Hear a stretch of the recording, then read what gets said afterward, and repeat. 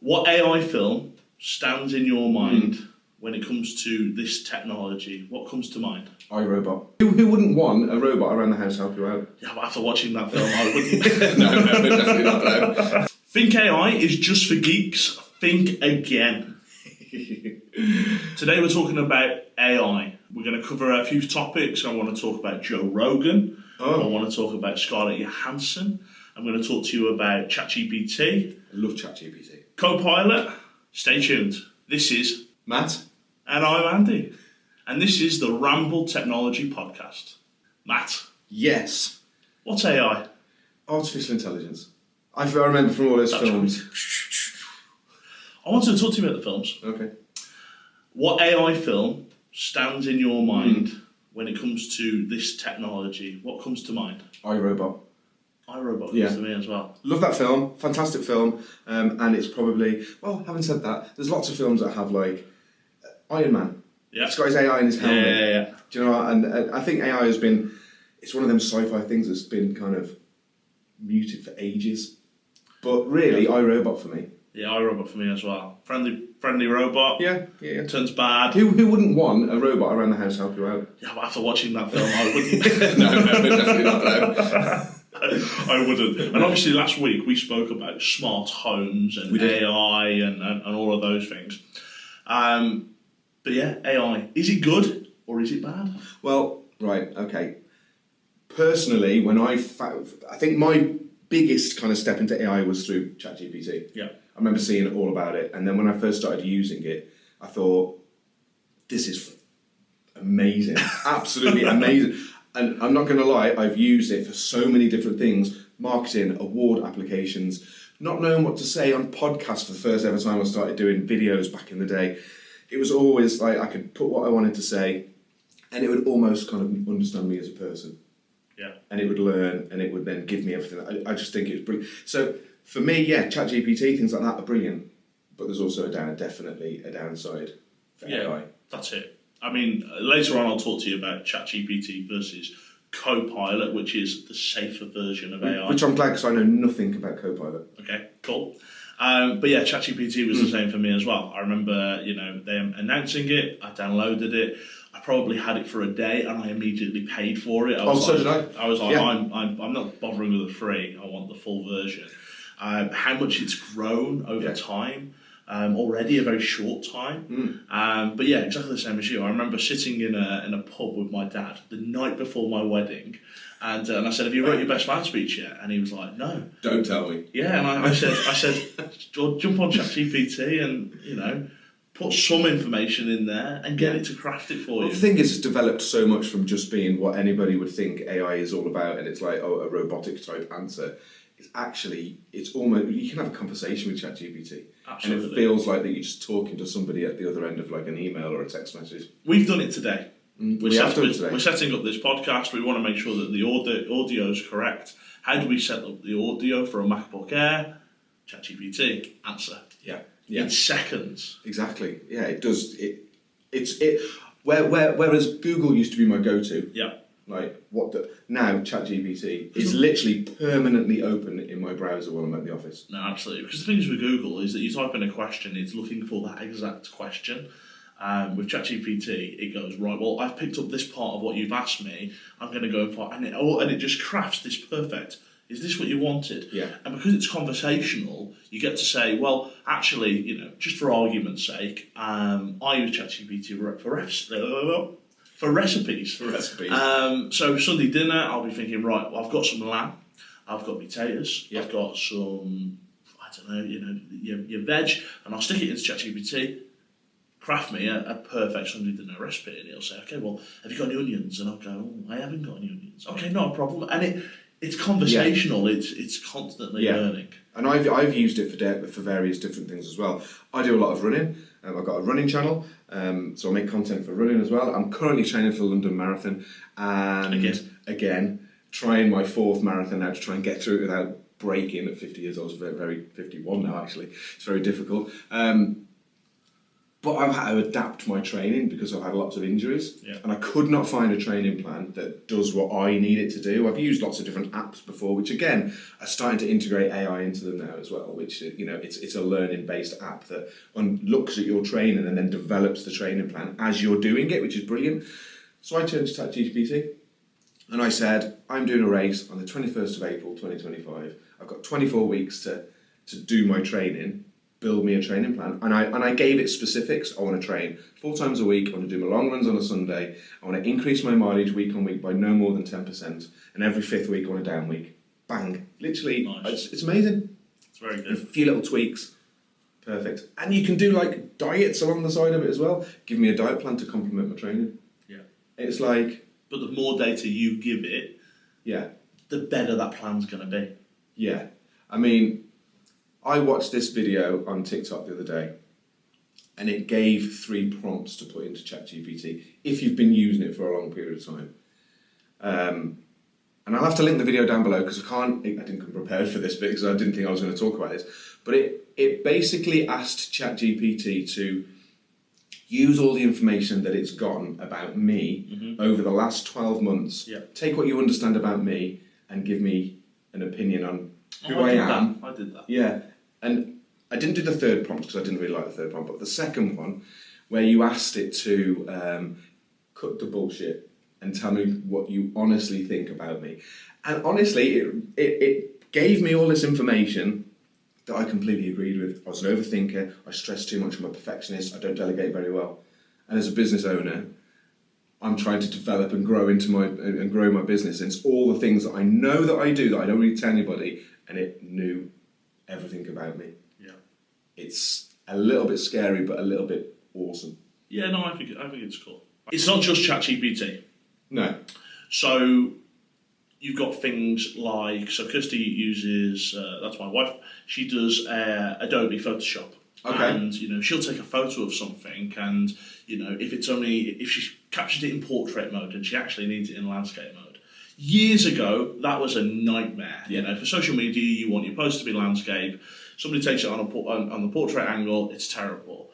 But the power of AI now, it can fill in the blanks. Oh, I've seen this. And it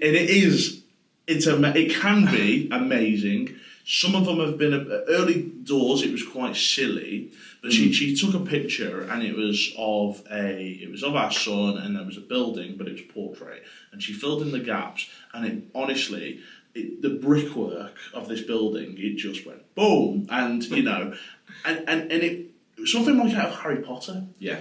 It was just crazy, and just watching her how she can fill something in but at a click of a button. Years ago, that would have taken somebody hours, So AI for me, and something I wanted I said to you, is it a good thing, is it a bad thing? I don't necessarily think it's a bad thing. I just think it's the unknown. Yeah. What can it do? And it's kind of limitless. I follow a couple of photography YouTubers. Obviously professional photographers, and they've said exactly the same. And there's been this whole debate around whether AI is going to replace things, people, jobs. Yeah. And that's the scary part for me. I mean, when we first looked at this plugin for Photoshop and the fact that you can actually do what you've just said, you can put in extend this to such and such width, put a castle on the left-hand side and a pond and it puts it in as if you were there. As if you were there. Like you said, you would have a designer spending a lot of time, probably charging a lot of money to generate that kind of illustration or that image. And that's kind of almost been wiped off the face of the earth. And that's the scary thing for me, looking at what AI can do in relation to what kind of positions is going to make obsolete. Yeah, I don't think it's going to make positions obsolete, sort of. I think you've got to buy into it. I think the businesses or the people that are going to thrive need to buy into AI. I don't think it'll replace it. We mentioned iRobot. Yeah. I don't think there's going to be a robot sat in Kirsty's position using Photoshop. No. I can't see that being a thing, or maybe not a robot, but the computer does it itself. I can't see that happening. But what will happen is if Kirsty could edit 40 photos a day, she can now edit 120. Yeah. So we can get things done quicker, because of AI. Yeah, and that's definitely a benefit. I think there's going to be certain, like, it can write contracts for you, it can do copywriting for you and all that. But you still need to know the information. But you still need to, and that's the thing. I reference TikTok a lot and YouTube Shorts because I am a content kind of machine. I do love consuming content. And I watched this video. It was actually on Stephen Bartlett's Diary of a CEO podcast. There was a guy talking about agentic AI, who basically said we are not far away, maybe 6 or 7 months away, from AI being able to create a business. So you can go to it and say, I want you to create me a online e-commerce platform with this, that and the other, do the marketing campaign, and it will create it for you. Now, I think the conversation there was, so it's going to be so easy to set a business up, it's going to put loads of people out of business, but you still need people behind that construction to run the company. It's great, you can have AI build you whatever you want. You've still got to still got to have a team behind the build to run that business. Definitely. So, I think it's great. It's also a little bit concerning. On the whole, my experience personally is I absolutely love it. Yeah, that's it. But you touching on the point there of that you still need to know it. When I go on LinkedIn a lot, I'm all over LinkedIn for business and personal as well to a degree. I remember when ChatGPT first came out, and you'd see these posts, and they just screamed they were written by ChatGPT. Yeah.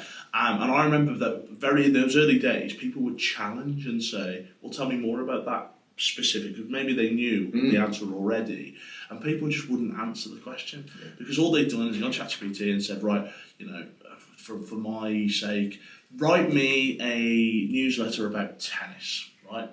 And then copy and paste. If you ask me a question about tennis, I haven't got a clue. Yeah, exactly. I have to go back to ChatGPT and get it to answer me the question. And that's that. So when it comes to my content, I do use ChatGPT to help me write it. But I know it. Yeah.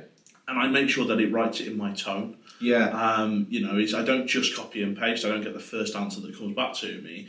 I'll probably still spend 45 minutes on a post, but my English isn't the greatest.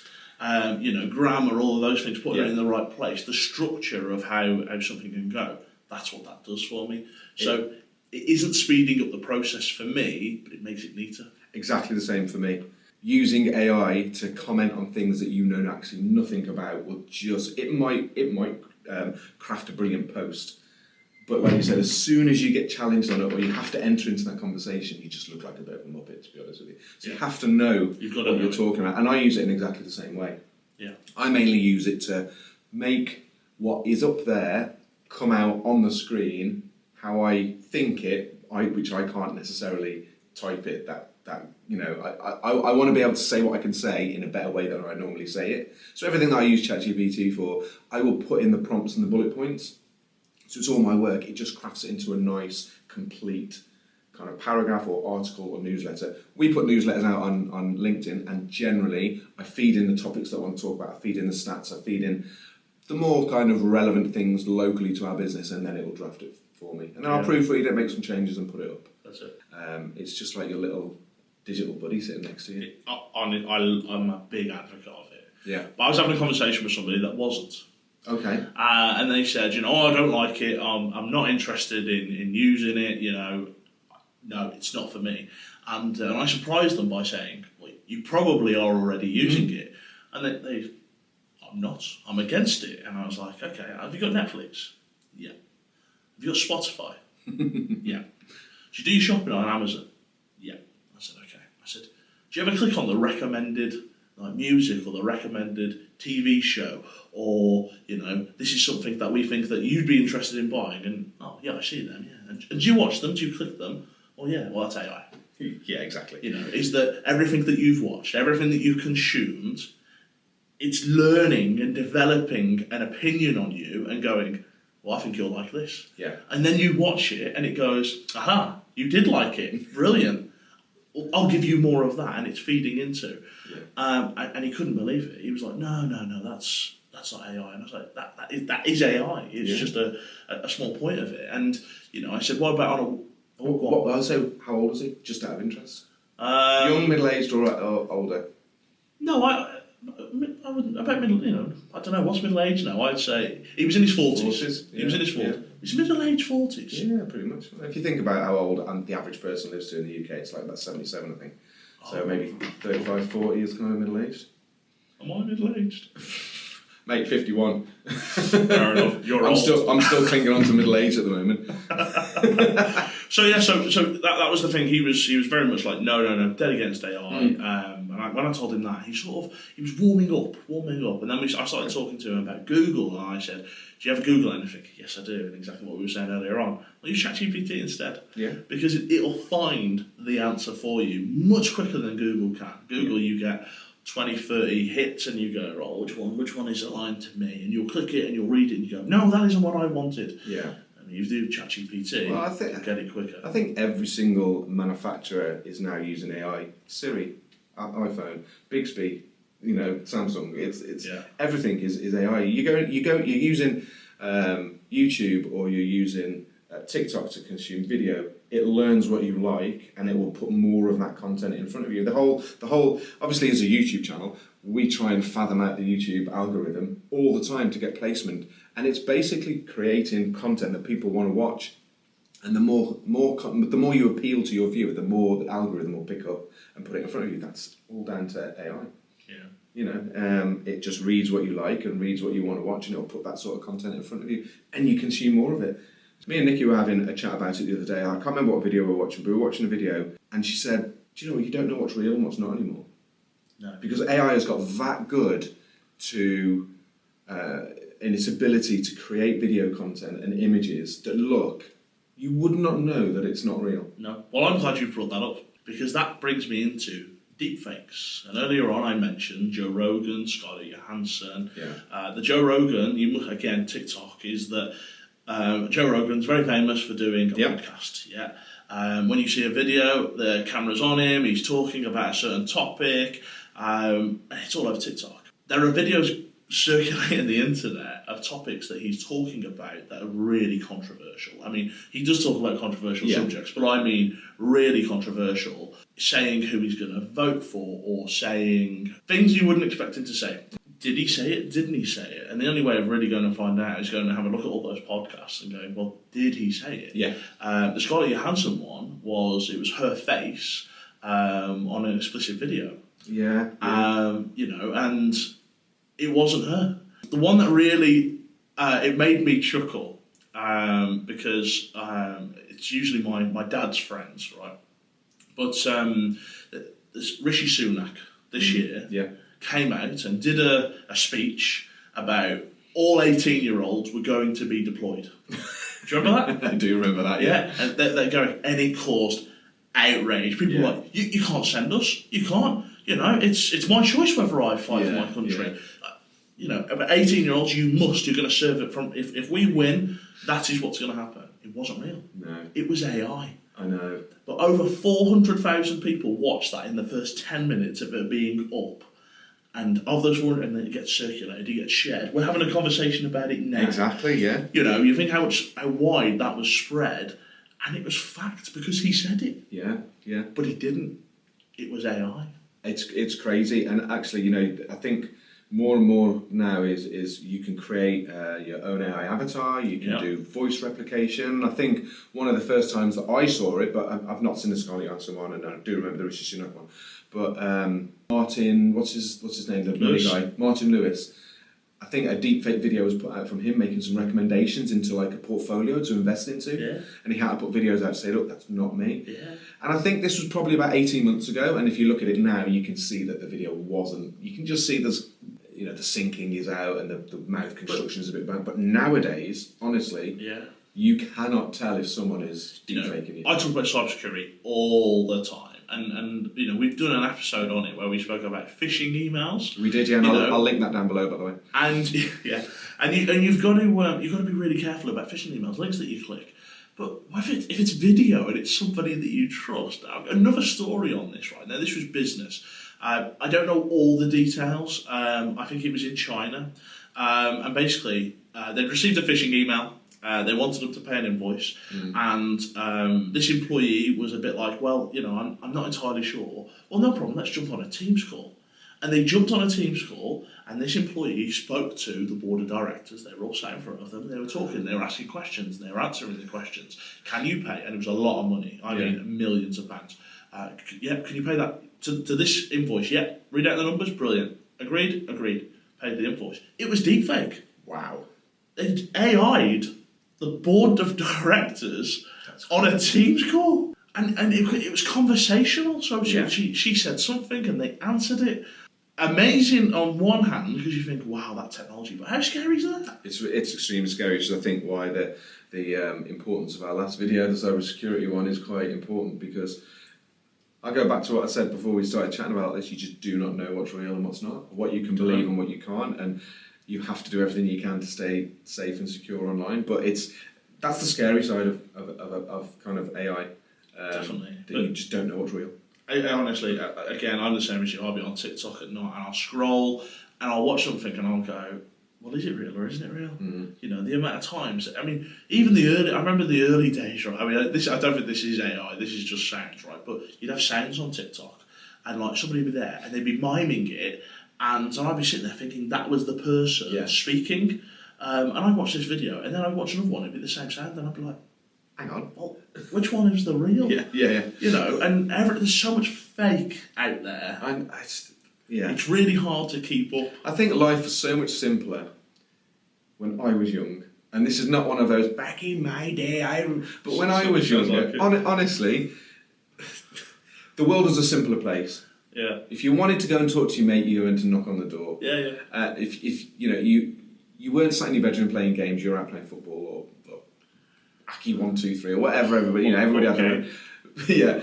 But we didn't have this whole online pressure, online bullying, AI to worry about. Yeah, you know, when I was like when I just left school, we started to play computer games, and I remember having a rubber keyboard Spectrum ZX. But it's a much simpler time. Right. Nowadays, fast forward to now, technology is absolutely brilliant. We both work in tech. Yeah. I own a tech company. We've got a podcast on YouTube and a channel on YouTube, and I would not be without it, because I absolutely love content. I love creating all this sort of stuff. But honestly, you have to be so vigilant, and it's just so difficult. You can reach out through your screen and affect somebody's life so much. With the addition of AI, it's just it's crazy. I would hate to grow up as a teenager now, to some degree. I disagree. It's just difficult. You know, it is, but I think the teenagers will be more clued up of it. They'll be seeing how these. I wouldn't know how to do deepfake. Oh no. Yeah, so I work in this area, but I wouldn't know how to do it. No. Teenagers will. Yeah. So if they know how it's made, they'll know how to see it. Yeah. I would guess. Yeah. No, that is completely right, but it's still a very difficult time to be growing up. No, definitely. But it's not all doom and gloom. No, 100%. I mean, I was absolutely brilliant. It is, and for me, it's the time saving. Is that if something takes me an hour to do using AI, it takes me half an hour to do. It's getting answers. I remember Kirsty was struggling with something for work, and she wanted it was a bit of code basically to be written for a website, and she wasn't entirely sure what she wanted. I got her to give me a bit of an overview, straight into AI, typed it in, and it gave me 10 possibilities. And it's 1, 2, 3. Okay, brilliant. Well, I want the ones with the free trials. You know, I want at least a week's free trial. Okay, and it give it me, and I sent it across to her, and she was like, "How much time that's just saved me?" Yeah. She was like, "That's easily saved me 3 or 4 days worth of research time." Yeah, and we're kind of like the same. You know, in our business, we haven't got a marketing manager or a marketing team as such. I do it, and I do it with the help of AI. It will write me content, and it will even create images. Now we use Canva. We link that in because ChatGPT has got a Canva plugin. Yeah. Tell it what I want, and it will produce. It doesn't get it right all the time. Yeah. Specifically, if you want text in an image, it's really difficult. Text is difficult. Text is very, very difficult, especially if you've got more than 1 or 2 words. But from my perspective, I always spend every hour, every single morning, just doing some marketing stuff. So social media posts, looking on LinkedIn, doing some posts there. And I'd say most of the time, especially with LinkedIn, unless I'm doing a feature post, if I'm like answering somebody, it's all me. I only use really ChatGPT to either write an article or write a newsletter. But I always spend that kind of time first in the morning on marketing stuff, and it's largely provided for me by AI. But on the images, and again, this only happened yesterday, Kirsty said to me, she said, problem with this AI image creation, and she said, and it's again, this realness, it's Christmas season, so honestly, my calendar is getting very full of activities that she'd like us to do, very full. And while she's doing the research for these activities, this particular company has used an AI-generated image. And she's looked at it and gone, well, it doesn't tell me what's going to be there. Yeah. Because there's no real information. It's just, I think it's a light trail. Go around, see all the Christmas lights, that kind of thing. And it might have listed, you get a hot chocolate, there's marshmallows, there's that kind of thing. But she wants to see it. Is it going to be suitable? We've got a young child. Is it going to be suitable? And it's an AI-created image. And she's like, well, it doesn't give me anything. Yeah. At least take a photo of last year to show me what it looked like. So I think AI for image creation is good for very generic stuff. But if you're doing an event, I probably wouldn't use it. No, definitely not, because you want people to understand what they're coming to, what they're going to see. Yeah. Yeah, we might be doing a post on the importance to recycle correctly. Yeah. So I'll just say to ChatGPT, do me a split screen image. On the left-hand side, it's a nice Sunbury meadow with no electronic waste. On the right-hand side, landfill with loads of waste, so we do a comparison. Yeah. And it will produce, and I've used that prompt before, thereabouts, and it's produced a really good image. And it's gone alongside an article that we've done on the importance for businesses to recycle e-waste, which will be a future episode, so make sure you follow along and hit that subscribe button. But yeah, they're the kind of things that are really important. Yeah. But if I'm doing an article about a data wiping process, I might take a picture of a machine being data wiped or a machine being upgraded, because you want people to see actually what you're doing. Definitely. Because I think anybody can sit in a bedroom and say, I own a big company, and just get generic images to be produced. Definitely. And you see, it's the websites that you see that are just full of generic images which aren't great. You want to see the meat and the bones of the company that you're potentially going to work with. Yeah, no, absolutely. I was doing a presentation recently, and rather than do the presentation on PowerPoint, I did it on ChatGPT. Oh, okay. And again, just to show, because I really wanted to show these people that I knew what I was talking about. So all I used ChatGPT for was the maths. I was just trying to work out a series of numbers, and I was typing it into ChatGPT and going, right, and what if this, and what if this, and what if this, and what if this. And I was just talking them through how I got there, but in the background, ChatGPT was there to just prove that I'd got the maths correctly. And they said that they were like, nobody's ever done that before. That's the first time we've ever seen somebody use ChatGPT in that way. Crazy. Yeah, and now you've got voice prompts for ChatGPT. You don't necessarily even have to type it in, you can just sit there and talk. I activated it today while I was looking at doing some stuff. I leant on it and went, hello. And, I've not used that feature yet, but actually that is pretty cool. But it's similar to Siri. Yeah, no, it is. Hey Siri, tell me what the weather's like in the weather. And that's AI, isn't it? So yeah, absolutely. I love it. Good. What's the problem with ChatGPT? What is the problem with it? Do you know? I don't. No? No. Everything you put in there, everything, is going to everybody. So not only is it learning from you, it's learning from me, it's learning from everyone. So if you were to put sensitive data into ChatGPT, everyone has access to it. How do they access that though? Because it's learning from you, isn't it? Yeah. So if just for argument's sake, if you said, I'm not going to use your example, okay, exactly, but I own a manufacturing business, and this year we turned over £10 million, and our profit was £1 million, okay? That's of 2024. Mm-hmm. If somebody else said, I want to know what manufacturing businesses in the West Midlands turnover and profit is, that data is now factual, isn't it? Because you've put it in and said, I've done it, and somebody else now has got that as a statistic. And I have done that. There you go, so you have done it.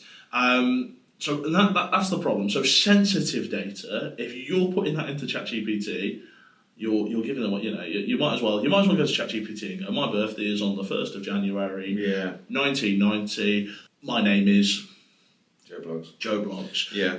You give all that information to it, you have just given the World Wide Web sensitive information. That's a bit scary, because I remember using I used ChatGPT to help me build financial forecasts. Yeah. We were going for some investment, we needed to get some figures together, and we obviously had all that information to hand through our accounts. And actually, from a business perspective, because we have to submit our accounts anyway, with a little bit of digging, people can find out our turnover and who owns the company, etc., etc. Yeah. But in relation to ChatGPT, I remember sitting around a table, we had a planning day to do all of our forecasts and financial stuff, and asked it to build a model, and it modelled it brilliantly. And inevitably, we were successful in what the goal we were trying to achieve. Yeah.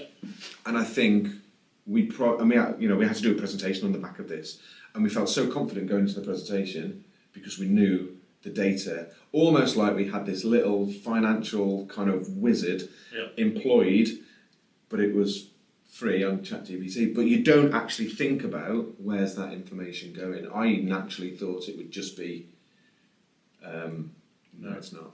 No, it's not.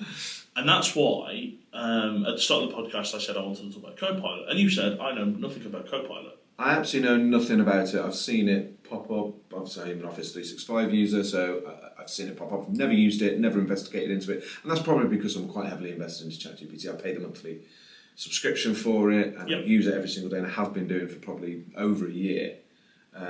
So no, interested to learn about Copilot. Copilot is ChatGPT, but for you only. Okay. So it learns from you. So all of those things that you know about the business. So it's really good for if just we've done a chatbot. Mm-hmm. Okay, and that chatbot looks at all of our HR documentation. It looks at the employee handbook. It looks at holiday requests. It looks at everything that you'd want from that point of view. So if I went to the chatbot and I said, "What's my notice period?" There's the answer. Right. Okay. How much holiday allowance? There's the answer. And it learns from everything about your business. So because in your business you'll have documentation about how the business was made, all those financials that you just mentioned, and it can still do all that sexy stuff that ChatGPT can do, but it keeps it safe. Do you have to feed all that information in at the start? Will it start from not knowing anything at all? Yeah, I mean, from your point of view, when you've gone to ChatGPT and you said, right, tell me about myself, it's not going to be able to do that because you haven't used it yet. You haven't interacted with it no. for long enough. But you can build up that with it. But what it does is everything that's included in your 365. So I use OneNote a lot for my notes. It's going to read my OneNotes. Your emails, how you write up emails. It's going to see that. Any PowerPoints you've done, any Word documents you've done, all the Excel data you've done. Everything that you use that 365 package for, it can now read, it can now consume that information. Okay. Yeah. So if you've got an Excel spreadsheet, you've got all the financials, and you would say to it, I want you to go away and do We've the majority of our business is run on Excel spreadsheets. Yeah. Don't get me wrong, we have an accountancy package, we have an inventory management package that is separate from Microsoft. But everything that we run is in Excel. So that actually is quite interesting, because if we can use Copilot then and it will access them, it will help us pull data from it. And because within 365 you've got Power Automate, so any tasks that you or Nikki are doing in the business, repetitive tasks, you can set up a Power Automate, click a button, it does it for you. So if a task took Nikki an hour to do, you press a button, 10 minutes, 5 minutes, done. Oh my god! It's really, really cool. And I don't know if you know this, but 365 bought ChatGPT. Right. So it has the same capability as ChatGPT. Nothing will change from that point of view. It's just your data's safe. Your data is your data. That's it. That's quite interesting. Whether you could go on Copilot and say, go and get me a recipe for a chicken dinner, I don't know. I would assume that you wouldn't use it that way because it's built into Office 365 and it's generally a business application. It's for business. You wouldn't be sitting at the office going. But you mentioned that you put together this proposal, this plan that you wanted to go and win. You have to feed the data in. Yes. With this, the data's already there, isn't it? You've already got it. So it's, go and look here, pull this information, put it here. I also want it to, I use it at the moment just for emails at the moment. Emails and Teams. Jump on a Teams call with somebody, Copilot's in the background, and what it'll do is any actionables, it'll list those actionables. It transcribes for you, so you've got all that information. You have to record the calls. You have to say, look, I'm going to record the call, but I can send you a copy. It transcribes, it does the actionable points, it can email it to you. From the email point of view, I'm sure you're the same as me, but I have hundreds of emails a day. Copilot, what's important? What's actionable? What do I need to do? Can you sort through the junk? If it's spam, move it, get rid of it. No clicking, no dragging, no deleting. Yeah. Copilot will do it for you. Okay, so the first thing to say, and I'm speaking to you guys watching, is I feel this could lend itself to a dedicated playlist on our channel, Copilot Top Tips. And we're just going to do tips on how to use Copilot. If you would like to see that, comment below.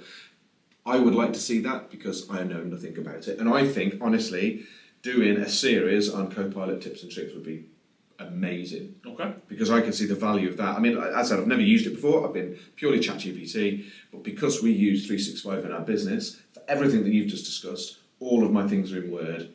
Yeah. I use Outlook. I'll be on Teams in probably about 2 hours doing a meeting. And we heavily rely on spreadsheets for both sides of the business for tracking financials, etc. That could be a huge time saver.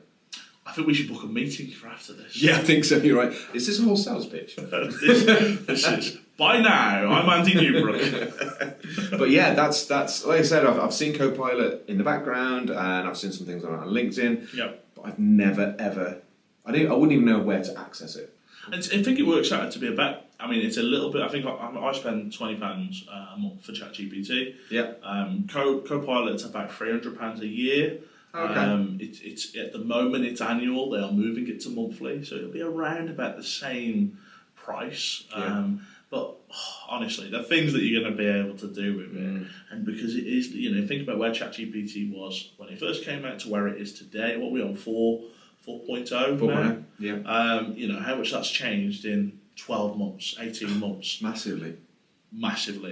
So Copilot's going to be exactly the same, but as I say, the beauty of it is you're keeping your data safe. It knows everything about your business, and you're not sharing that to the World Wide Web. Where does AI take us for the future? What can you see happening? I won't be happy until R2D2 comes into my house and does my cleaning for me. R2D2? Well, maybe not R2D2. Maybe C3PO is a bit funnier. Yeah, C3PO. Yeah, R2D2. I've done the washing for you, Master. No. Master? Yeah, Master. Well, not many people. Not many people call me Master. I don't know, really. I think it's already took so many massive leaps and bounds forward compared to where it was when it first came out. I'll tell you what I would like. What? And honestly, I'd love this. How difficult is it getting a doctor's appointment? I'm waiting for a doctor's appointment now. It's horrible, isn't it?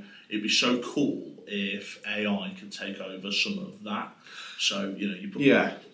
I mean, look. If this is the wish list, right? This is money's no object. Like there's no boundaries to this, right? If there was a machine in my house that I could just walk into and it goes, scans me and goes, cancer. Hey, no, but that would be great. You can pay for you can do that now. You can go for some form of MRIs and it will give you a whole scan and it will tell you whether. So to be able to, I think the future of AI, it's got to improve life. Yes. It's got to improve things. We've seen on the news so much that the NHS is under crippling issues. It's about to crumble. Housing has issues. People out of work. I think AI has got to take leaps and bounds forwards to help solve certain things. If I could speak to a virtual AI doctor, just like you would, you go now, you went in the waiting room, they read out your name, you go in, hello, how can I help you? Right, well, I've had this cough, and I've had this cough for 3 weeks. Okay, no problem. Right, can you just cough for me? Okay, that's fine. Take a deep breath in, take a deep breath out. And then this AI doctor says, right, well, I think you've got this, this, and this. I'm going to do a prescription for you for this. But before you get that prescription, maybe, we were saying about, is AI going to replace the doctor? No. But if the doctor afterwards reviewed that call and went, right, based on what I've heard, yes, I think that's okay, tick in a box, there's your medicine, away you go. Yeah. I think it's got to help speed things up, but I think we're a way away from that. Taking things like that away from humans, what happens if it gets it wrong? I mean, don't get me wrong, humans can get things wrong, but... So based on what we're saying, right, so a doctor knows what it knows through research. Yeah, research and for education. And experience as well. Yeah, no, through experience, all of those things. But if you could put the manual in front of the robot and go, read that, and it's read it in seconds. Yeah. And then his case studies, let's open up the body, and here's all of the... If you gave it all that, surely it's got all the same knowledge as the doctor. I think if you speak to anybody and say, what do you want the future to look like? Because that's basic, right, isn't it? What do you want the future to look like? Yeah, I want to be able to teleport to the shop. I want to be able to get in a car that drives itself. Yeah. I want to be able to have scans at home to make sure I'm healthy. Yeah. I want my food to be delivered without having to do anything. That we spoke about like smart home technology last week. Is it making us lazy? But that's the future. Taking away mundane tasks that we do to free up our quality time. Yeah. And I think if you asked anybody what would you want AI to do, it would be all of those cool things. Teleportation to a different country, that's never going to happen, is it? In reality. No. But, it's what's depicted in all these sci-fi movies, and that's what you think the future's going to be. Cars that fly, blah, blah, blah, and all that sort of stuff. I think AI, it's great at what it does now. What is that going to be like in 50 years' time? Do you... what about the Neuralink? Is this the head? No, where it actually goes in. You put something in your brain that is... AI, so you've got AI and brain together. Well, I think we're already starting to see things develop into that. You can get your glasses now that will bring up your screen and stuff. Is that not the first step to kind of like automated? But you mentioned Iron Man really early on, and Jarvis. Jarvis, but when he brings up his screen, it's just in front of him, and he's like, I don't want that, I don't want that, and yes, I want more of that. Yeah, that's so cool. Yeah, things like Minority Report, Tom Cruise when he's scanning through all these images in front with gloves and stuff. Yeah. All things that are depicted in these movies that we think what the future is going to be like. And with the development of AI, you're kind of seeing that some of those things are actually potentially going to be reality. Flying cars, teleportation, it's not going to happen. But I think AI has to make life easier and tackle problems that we've got in society. And that's what I'd like to see it do. How? I don't know. I'm not Elon Musk, and I'm not people like that who are involved in research and development and developing those sort of things. But I really think AI has to be used for good to tackle core issues in the world to help make life that little bit easier. Whether that is helping the NHS reducing doctors' wait times, whether that is scanning your body at home through AI-powered hardware, so you don't have to go for scans and stuff, or brain scans, or helping cure cancer, helping cure currently incurable diseases. That's what I'd like to see the future of AI. Not just helping me write a newsletter about what you should do with your mobile phone when you've had it for 2 years. Although that is important to me. That's where I'd like to see the future of AI anyway. Very good. Where would you like to see the future of AI? Let us know in the comments. Definitely comment below, and we'll try and answer some of those questions. I think that's the end of the pod. Do you think so? Yeah. I think we've covered quite a lot. If you have got any comments, please pop them down below. We will always do our best to do some replies. Thank you very much for watching. If you've liked this video, don't forget, give this video a massive thumbs up. It helps us get found on the YouTube algorithm. And if you've liked the content, please consider subscribing and tap on that bell icon so you can be notified of all of our latest videos. Our next video is going to be all about tech sustainability, which is a really important area for me as a tech owner. So yeah, make sure you're subscribed for that. That'll be coming up in a couple of weeks. Thank you very much for watching. My name's been Matt. My name's Andy. This is the RAMble Tech Podcast, and we'll see you on the next episode.